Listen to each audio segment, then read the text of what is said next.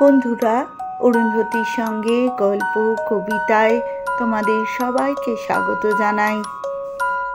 আশা করি তোমরা সবাই ভালো আছো, সুস্থ আছো।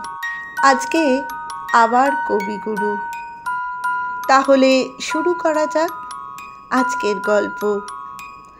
সহজ পাঠ দ্বিতীয় ভাগের ষষ্ঠ পাঠ।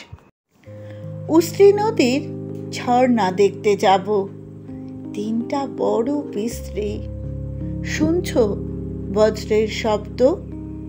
শ্রাবণ মাসের বাদলা।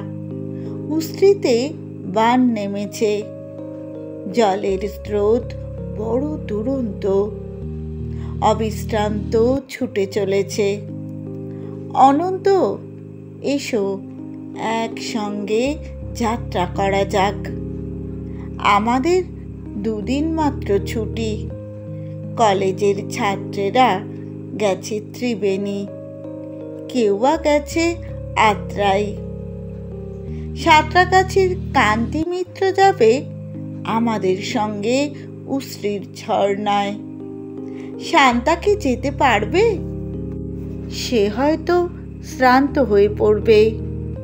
পথে যদি জল নামে, মিশ্রদের বাড়ি আশ্রয় নেব। সঙ্গে খাবার আছে তো?